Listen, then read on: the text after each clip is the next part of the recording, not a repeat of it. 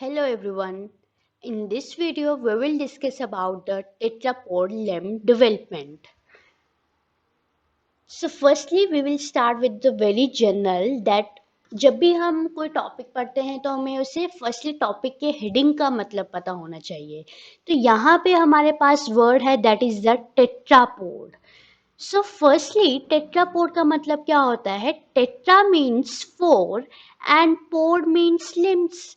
ठीक है, यानी कि यहाँ पे हम क्या बात करेंगे इस टॉपिक में that how the development of the limbs will occur, what factors are involved in it and how the process will अकर.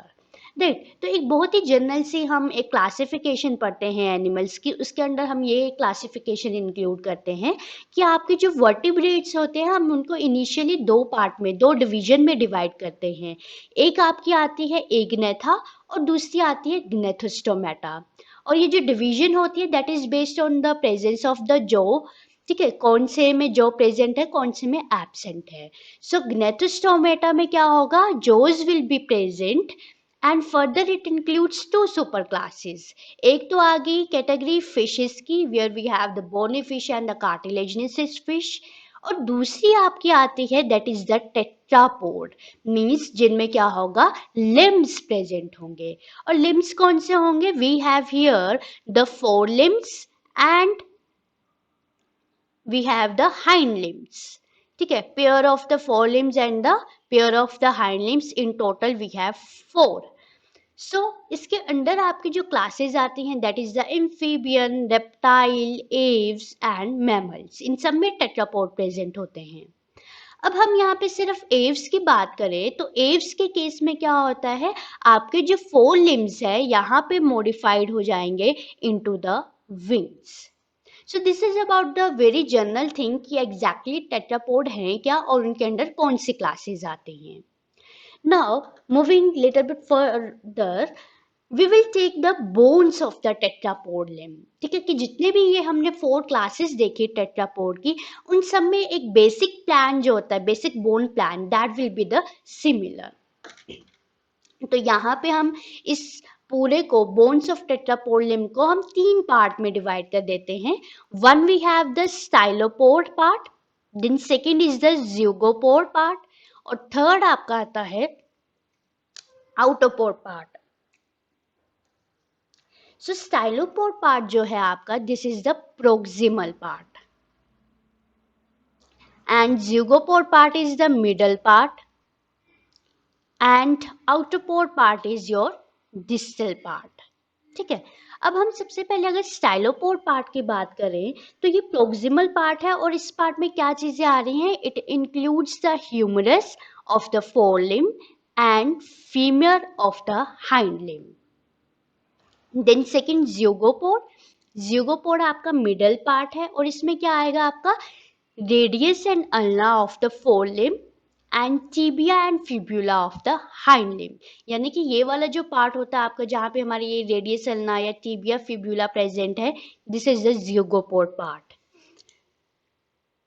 तीसरा आपका आता है आउटोपोड. आउटोपोड मीन्स इसमें आपका क्या आएगा, it includes the carpals and the phalanges and in case of the hind limb it includes the tarsals and the phalanges. ठीक है, यहाँ पे आप देख सकते हो इस आउटोपोड को फर्दर दो में डिफ्रेंशिएट किया गया है. एक आपका आता है रीजन दैट इज द मीजोपोडियम, जिसके अंदर आपका फोर लिम्ब में कार्पल्स आएंगी और हाइंड लिम्ब में टार्सल्स आएंगे. देन दूसरा है एक्रोपोडियम, यहाँ पे आपके मेटाकार्पल एंड फेलेंजेस आ जाएंगी and in case of the hind limb we have the metatarsals and the phalanges. तो ये आपका बेसिक प्लान है. जो हमारी मेन फोर क्लासेस हैं टेट्रापोड के अंदर, उनमें जो बोन्स का एक बेसिक पैटर्न रहेगा वो यही होगा, सेम. ठीक है, अब देखो यहाँ पे वही चीज बताई गई है, पीछे आपको एक जनरल बताया गया, यहाँ पे पर्टिकुलर चिक का लिम्ब लेके से एक्सप्लेन किया गया है. So you can see here the same are the parts. ठीक है, stylopod, zeugopod and autopod present है. Now next is three dimensional coordinate system. अब एग्जैक्टली ये थ्री डायमेंशनल कोऑर्डिनेट सिस्टम क्या है, इसके अंदर बोला गया है कि जो भी हमें पोजिशनल इंफॉर्मेशन चाहिए, ठीक है, एक लिम्ब बनाने के लिए जो भी हमें डाटा चाहिए, जो भी हमें पोजिशनल इंफॉर्मेशन चाहिए, that should function in a 3-dimensional coordinate system. So you can see here the positional information needed to construct a limb has to function in a 3-dimensional coordinate system. अब ये यहाँ जो 3-dimensional coordinate system की बात की गई है, अब हम उसे 1 by 1 जो है डिस्कस करेंगे.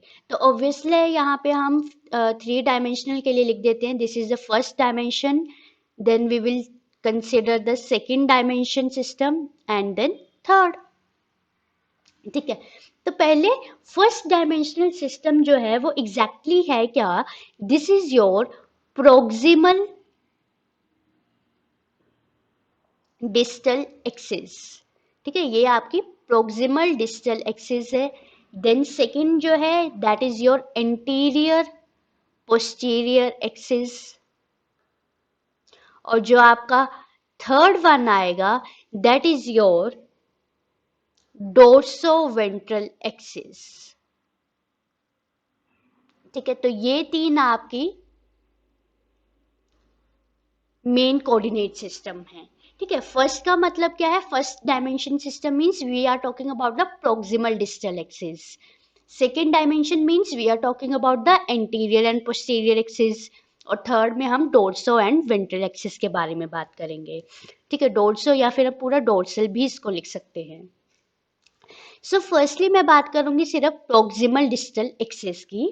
देखो, प्रोक्सिमल डिस्टल एक्सिस का मतलब है we are talking about the development that started from the proximal side to distal side. जैसे अभी हमने पीछे देखा, ठीक है, कि डेवलपमेंट स्टाइलोपोड पार्ट से. ऑब्वियसली जब लिम्ब बनेगा that will start from the stylopod part, right, and it extend this development extend towards the outerpod side, तो उसे हम प्रोक्सिमल डिस्टल बोलेंगे.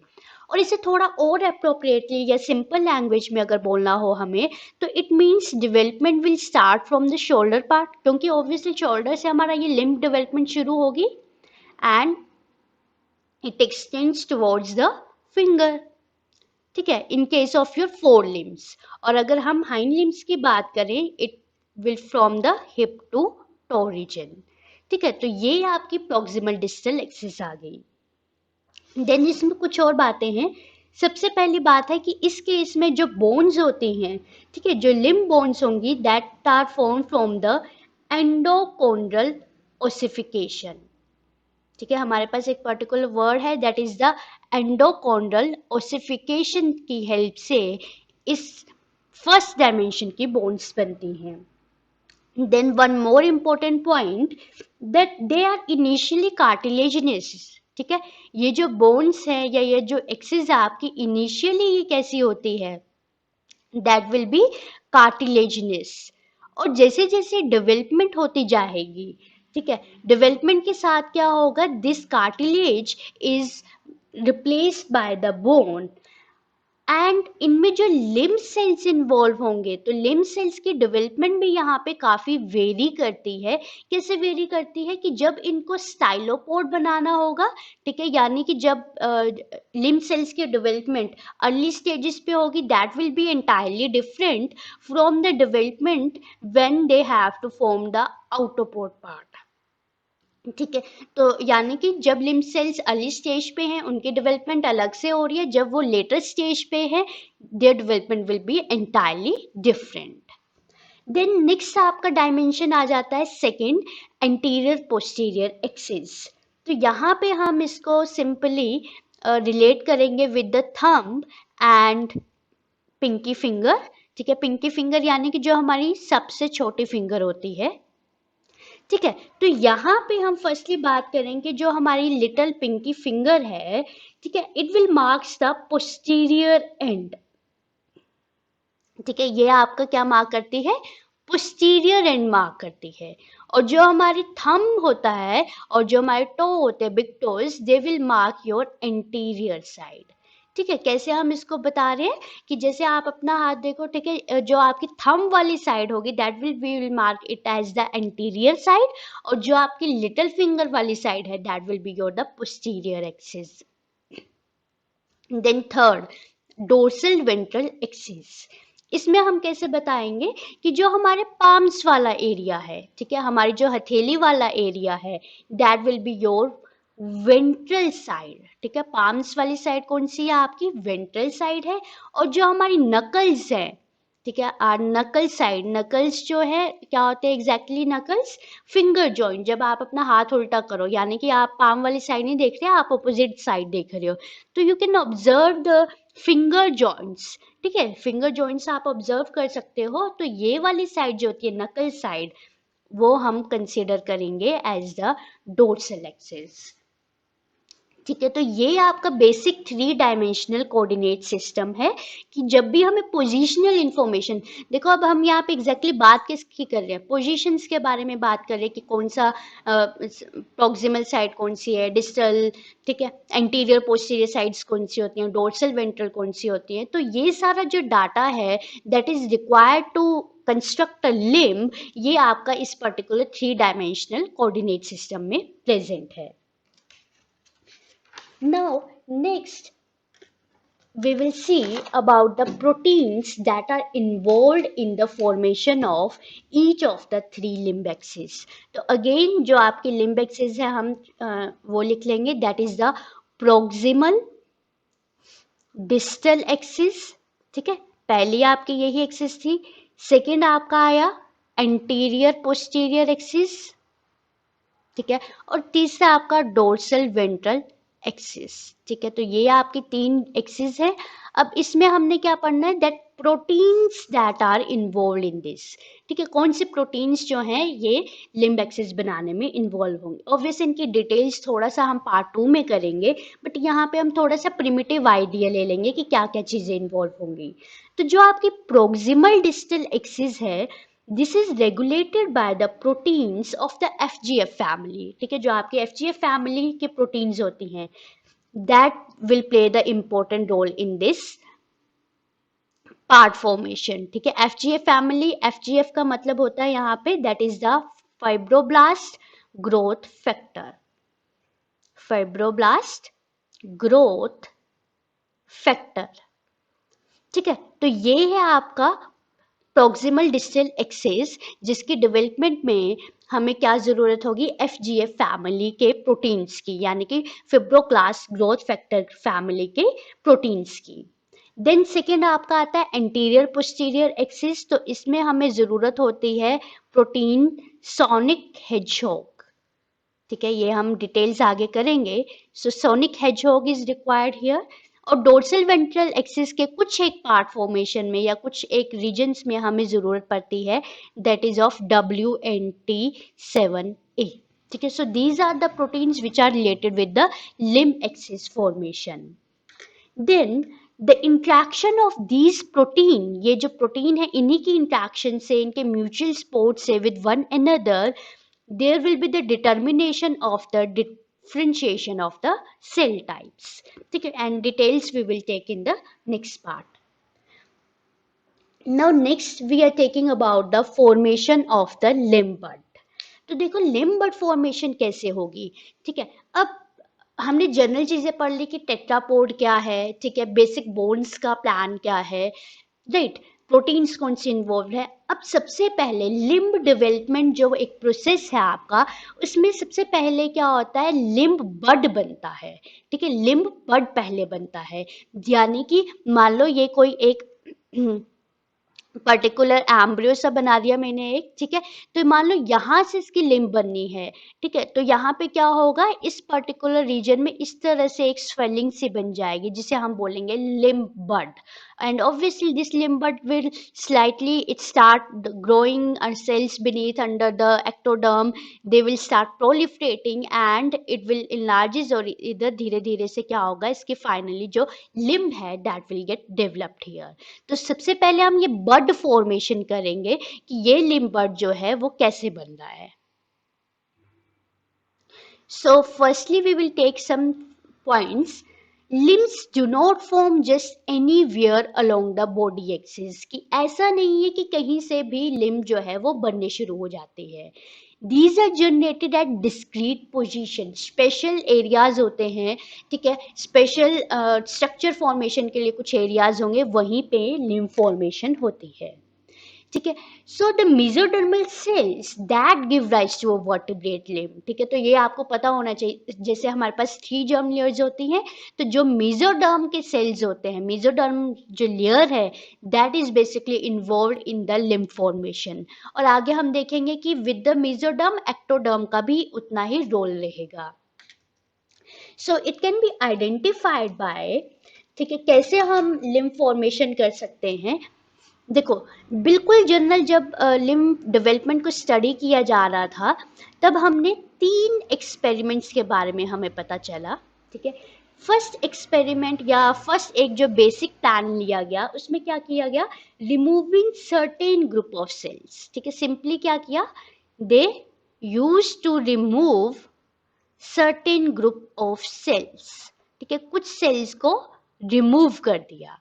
अब जैसे ही कुछ सेल्स को रिमूव किया, what will they will do, observation, right. उन्होंने उसे ऑब्जर्व किया that a limb does not develop in their absence, ठीक है. सिंपली क्या किया कि एक रीजन के कुछ सेल्स को, यानी कि जो आपका एक तरह से प्रिजम्पटिव लिम्ब फॉर्मेशन रीजन है, वहां की बात कर रही हूँ, ठीक है. वहां से अगर हमने कुछ सेल्स को रिमूव कर दिया इनिशियली, और फिर उसे ऑब्जर्व किया गया कि अब इन सेल्स को रिमूव करने के बाद यहाँ से लिम्ब डेवलपमेंट होगी या नहीं होगी. ऑब्वियसली अगर लिम्ब डेवलपमेंट नहीं होगी, it means that these particular cells at that region they are very important for the limb development. और अगर स्टिल लिम्ब डेवलपमेंट होती है, कोई फर्क नहीं पड़ता, it means that they have no that much role in the limb development, right. तो ये एक बेसिक सा आइडिया लेके एक्सपेरिमेंट्स जो है वो परफॉर्म किए गए थे.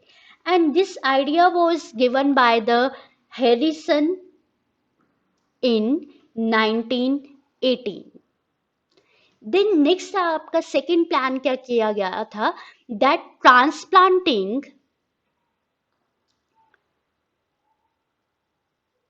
ग्रुप ऑफ सेल्स, ठीक है. अब यहाँ पे क्या किया गया, मान लो कि यहाँ पे हमने उन सेल्स को रिमूव किया, ये दोनों रिलेटेड हैं. अगर हमने पहले केस में जो सेल्स को रिमूव किया और वहाँ पे इनकी एब्सेंस में लिम्ब फॉर्मेशन नहीं हुई, ठीक है, it means they are special cells. तो अब इन सेल्स को, ग्रुप ऑफ सेल्स को हमने क्या किया, ट्रांसप्लांट कर दिया, किसी और रीजन में हमने किसी और न्यू लोकेशन में डाल दिया. तो हम क्या ऑब्जर्व करते हैं, that they form a limb in the new place. तो इसका मेन कंक्लूजन क्या हुआ कि ये जो हमने सेल्स रिमूव किए हैं, they are limb forming cells. तो ये जो आइडिया है कि ट्रांसप्लांट करके देख लेते हैं इनको कि ये लिम्ब बनाने वाले सेल्स हैं या नहीं, this idea was given by the Hertwig in 1925. Then next आपका आता है थर्ड में क्या किया उन्होंने, that simply they use to, जैसे अब टेक्निक्स जो हैं वो मिलने लग गई थी काफ़ी उस टाइम पे, तो उन्होंने क्या किया, they use to mark the group of cells. ये उन्हें जो इंपॉर्टेंट सेल्स लग रहे हैं, उन्होंने उनको मार्क कर दिया विद द डाइज और with some radio active precursors, ठीक है. इससे क्या होगा, वो उसको ट्रेस कर सकते हैं कि कैसे यहाँ से जो है लिम्ब डेवलपमेंट इन सेल से हो रही है या नहीं हो रही है. So that all activity get traced by using this dyes और द रेडियो एक्टिव प्रिकर्सर्स. तो ये जो आइडिया है, this was given by the Rosenquist in 1971, right. तो ये आपका आ गया बेसिक प्लान, और बेसिक क्या क्या आइडियाज फॉलो किए गए थे for the formation of the limb बड.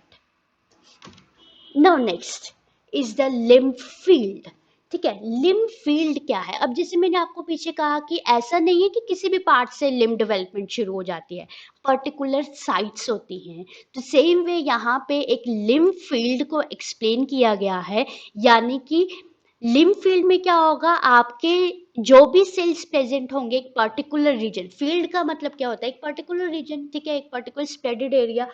तो इस पर्टिकुलर एरिया में जितने भी सेल्स प्रेजेंट होंगे they will be capable to form a limb on their own and that is called as the limb field. ठीक है, तो इसके लिए भी एक छोटा सा एक्सपेरिमेंट किया गया था।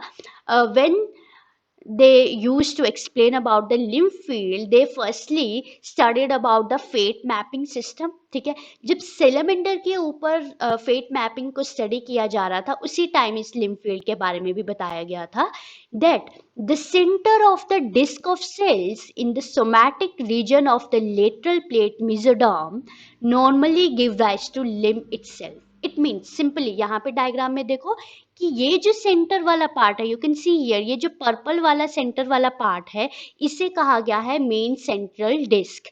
कि ये जो सेंट्रल डिस्क है it is capable to form the free limb. ठीक है, ये यूजुअली क्या बनाती है, लिम्ब बनाने, इस पर्टिकुलर रीजन में जो भी सेल्स होंगे वो लिम्ब बनाएंगे। ठीक है, देन इसके आसपास भी आप देख सकते हो शेडेड रीजन है in the green colour and in some light pink colour. तो यहाँ पे क्या है, कहा गया कि ये जो एडजेसेंट सेल्स हैं they are not involved in the limb formation, वो अपना अपना अलग एक पार्ट बना रहे हैं।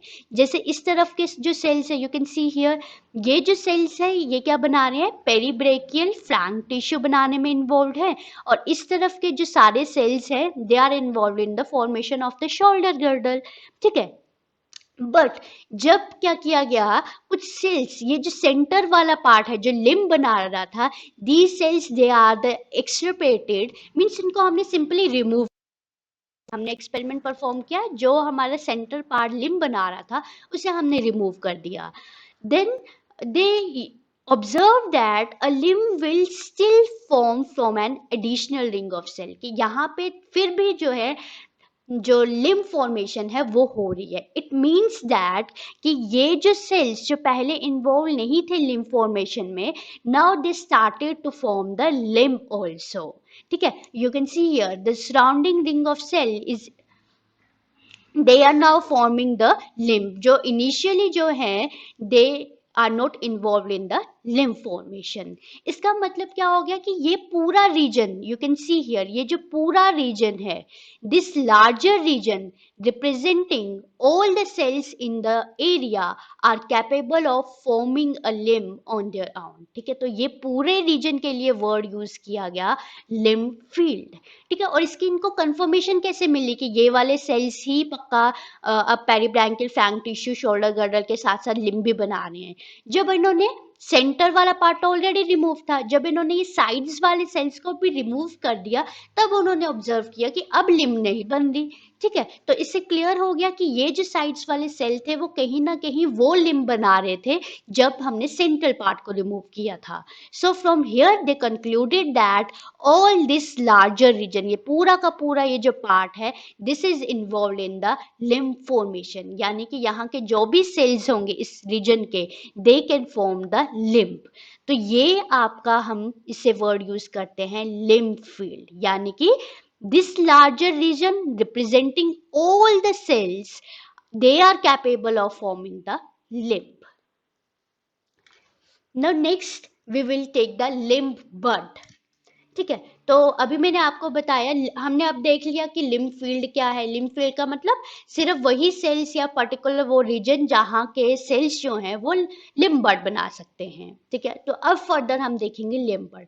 सो यू कैन सी हियर, यहाँ पे एक डे 3 सिचुएशन बता रखी है, तो आप देख सकते हो कि यहाँ पे धीरे धीरे विंग बड और लेग बड जो है वो बनना शुरू हो गया है। बड मीन्स जैसे नॉर्मली हम देखते हैं ये स्वॉलन आउटग्रोथ से बननी शुरू हो जाएगी, एक रीजन स्पेसिफाई हो जाएगा कि इस पार्ट से जो है पर्टिकुलर स्ट्रक्चर बनेगा। तो धीरे धीरे डे 3 के बाद डे 4.5 लिखा है इन्होंने, इधर डेवलपमेंट शो की है, and you can see here जो फाइनली डे 10 पे है पूरा एक स्ट्रक्चर जो है वो आपका बन चुका है, पूरा लिम्ब डेवलपमेंट हो गई है। Now we will see some points under this. देखो लिम्ब डेवलपमेंट शुरू कहाँ से होती है, सबसे मेन चीज। ठीक है, लिम्ब डेवलपमेंट आपकी शुरू होती है बाय मेसेनकाइमल सेल्स। ठीक है, जो आपके स्पेशल मेसेनकाइम सेल्स होते हैं they will migrate from the limb field of lateral plate mesoderm. ठीक है, सिंपली थोड़ा सा मैं साइड में आपको सिंपल वे में लिखती जाती हूँ। ठीक है, कि आपके पास इनिशियली क्या होती है, लेटरल प्लेट मेसोडर्म। ठीक है, इस लेटरल प्लेट मेसोडर्म से आपके पास कौन से सेल्स बन के आ रहे हैं, यू हैव मेसेनकाइम सेल्स। ठीक है, और ये जो मेसेनकाइम सेल्स है ये मेन रोल प्ले कर रहे हैं in the limb bud formation. तो यहाँ पे आपके जो मेसेनकाइम सेल्स है they will form the main precursors. ठीक है, लेटरल प्लेट और मेसेनकाइमल सेल्स जो हैं ये क्या बना रहे हैं, आपका एक तरफ ये बना रहे हैं लिम्ब स्केलेटल प्रिकर्सर सेल्स।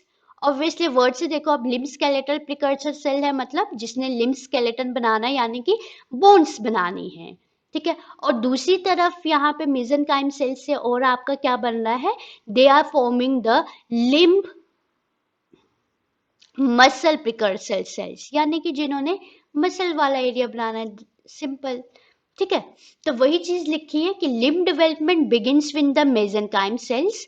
कहाँ से आए ये mesenchyme cells, migrate from the lateral plate mesoderm, and this lateral plate mesoderm is forming further the limb skeletal precursor cell, and as well as ये क्या बना रहे हैं, सोमाइट्स भी बना रहे हैं। तो सोमाइट्स जो हैं वो एक्ट कर रहे हैं as the limb muscle precursor cells, right.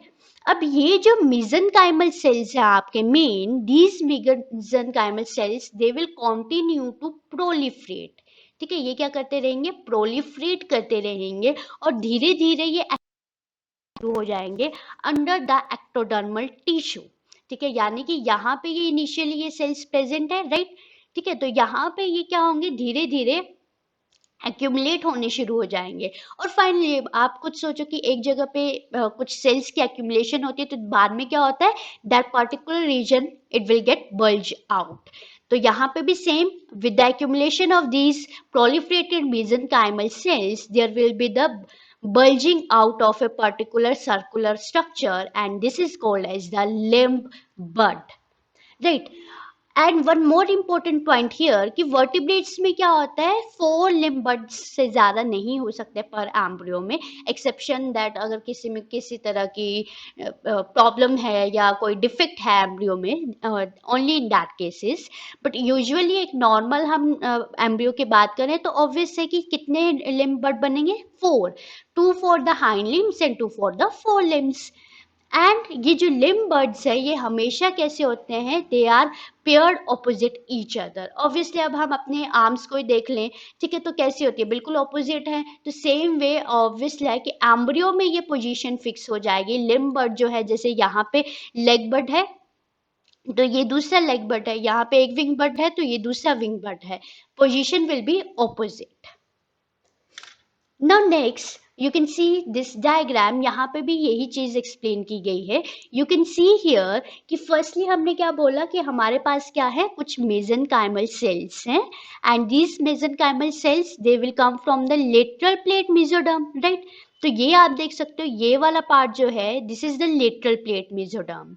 तो यू कैन सी हियर ये एरो लगा हुआ है और ये छोटे जो डॉट्स है they are basically representing all the mesenchymal cells, कि ये सेल्स जो हैं इस तरह से प्रोलिफरेट करते हुए from the lateral mesoderm they are extending towards the ectoderm, and here they will form the limb muscle precursor. ठीक है, you can see here limb muscle precursors बनाएंगे, यानी कि जिन्होंने इन फ्यूचर मसल्स बनानी है। एंड लिम्ब स्केलेटल प्रिकर्सर भी बन रहा है, means they are involve in the formation of the bones, right. और ये जो फर्दर प्रोलिफरेशन होती जा रही है आपके इस पर्टिकुलर रीजन में, इससे क्या बन रहा है, you can see here this part it will get bulge out. तो इसी को हमने अभी पीछे एक्सप्लेन किया है। Now next we will take the induction of the early limb bud. So induction में सबसे पहले हम देख लेते हैं कि किसका मेन रोल रहेगा, एक जनरल सा idea, then I will explain it further. देखो, जब मॉलिक्यूलर स्टडीज की गई on the earliest stages of the embryo, तो यहाँ पे हमें देखा कि लिम्ब फॉर्मेशन में जो है काफ़ी आपके पैराक्राइन फैक्टर्स या simply we can say that transcription factors जो हैं वो इन्वॉल्व रहते हैं। ठीक है, तो सिग्नल्स जो है, इनिशियल सिग्नल्स कहाँ से आ रहे हैं अब लिम्ब बड फॉर्मेशन के लिए? They are coming from lateral plate mesoderm cells, right. अभी हमने पीछे डायग्राम में भी देखा कि जो इनिशियल चीज है वो कहाँ से शुरू हो रही है, इनिशियल सिग्नल्स इस लेटरल प्लेट मेसोडर्म से आ रहे हैं, and that is basically influencing the mesenchyme cells to proliferate and to start accumulating and then the bulge will get formed. ठीक है, तो बेसिक सिग्नल्स कहाँ से आ रहे हैं? इस लेटरल प्लेट मेसोडर्म से। Now that will become the prospective limb skeleton, right, यही हमने बात की है। तो ये जो सेल्स हैं, ठीक है, ये जो पर्टिकुलर सेल्स हैं, ये आपका एक पैराक्राइन फैक्टर सिक्रीट करते हैं, दैट इज द FGF10। अब ये FGF10 क्या है? अभी मैंने आपको पीछे बताया था कि इस फर्स्ट पार्ट के फॉर्मेशन में आपके FGF family, that is the fibroblast growth factor family की प्रोटीन्स की जरूरत होती है, तो वही है ये।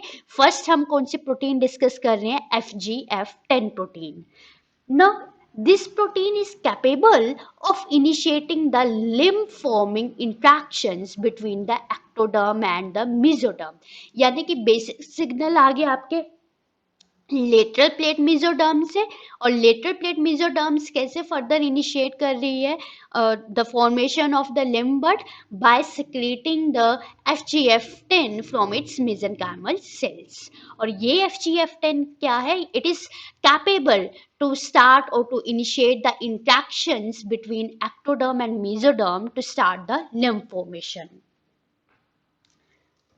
Now next is FGF and action in the developing chick limb। तो यहाँ पे हम फर्स्टली कुछ पॉइंट्स देख लेते हैं। देखो, फर्स्टली FGF10 एक्सप्रेशन यहाँ पे बताया गया है, that will define the limb field, you can see here. ठीक है, ये जो थोड़ा सा स्वेल और शेडी एरिया है, this is to represent the limb buds, तो इस तरह से ये 4 लिम्ब बड्स प्रेजेंट हैं। ठीक है, अब हम कुछ पॉइंट्स देखते हैं। देखो, FGF10 जो है it becomes expressed in lateral plate mesoderm and precisely it will get expressed in those position where limbs normally form। ठीक है, क्या हुआ? यूजुअली लेटरल प्लेट मेसोडर्म ने सिग्नल दिए और उन्होंने क्या सिक्रेट कर दिया? FGF10। अब ये FGF10 जो है वो ज्यादा कौन सी जगह पे होगा? सिर्फ उन्हीं जगह पे होगा जहां पे नॉर्मली लिम्स बनते हैं। ठीक है, सो सिंपली इस लाइन में वही चीज बोली गई है कि दे आर प्रेजेंट और precisely in only those position where limbs normally form। अब क्या हुआ कि when transgenic cells that secrete FGF10 they are placed in the flanks of a chick embryo, FGF10 can cause the formation of the ectopic limb। ठीक है, अब इसके expression को just confirm करने के लिए that is it involve in the limb development और not, तो क्या किया गया कि FGF10 बनाने वाले जो सेल्स है, यानी कि we can say that the mesenchyme cells, they are taken from this particular area, और इसके नीचे जो बाकी का एरिया है which is not involve in the limb development, उनको वहां पे डाल दिया गया उन सेल्स को। अब यहाँ पे अब जब हमने सेल्स को प्लेस किया, what will happen? They will start releasing the FGF10। ठीक है, और यहाँ पे यू कैन सी हियर ये जो एरो लगाया गया है that is to represent that कि ये उन्होंने किसी अलग एक्टोपिक मीन्स सम डिफरेंशिएटेड अलग से पोजीशन पे उन्होंने इस इन सेल्स को रखा था, तो उन्होंने ऑब्जर्व किया कि वहां से अलग से एक लिम्ब जो है वो बनना शुरू हो गई। ठीक है, तो ये आपका जो है नॉर्मल एक FGF10 एक्सप्रेशन को कंफर्म करता है कि अगर हमने इनके FGF10 बनाने वाले सेल्स को अलग से रखा, then it will further leads to the formation of the limb in some ectopic side और in at some different side. Now next we will take the more details about this, देखो ये जो हमारे FGF10 है, when they are placed ectopically beneath the flank ectoderm, extra limb emerges। ठीक है, हमने यही देखा कि हमने इनको प्लेस किया तो एक्स्ट्रा लिम्ब बन रही है। ठीक है, अब ये एक्स्ट्रा लिम्ब बन कैसे रही है, what are the factors involve in the formation of this extra limb, वो हम थोड़ा सा डिटेल में डिस्कस करेंगे। अब देखो हमने क्या लिया, we have FGF10 containing cells या कंटेनिंग बीड्स भी हम इसको बोल सकते हैं। ठीक है, and containing beads, then further they stimulate the WNT proteins. ठीक है, इन्होंने क्या किया, ये FGF10 क्या कर रहा है, डायरेक्टली स्टिमुलेट कर रहा है हमारे WNT प्रोटीन्स को। फर्दर ये जो WNT प्रोटीन्स हैं, they are release from in the surface ectoderm. ठीक है, रिलीज कहाँ हो रही है, ऑब्वियसली ये आपके सरफेस एक्टोडर्म में ही रिलीज हो रही हैं।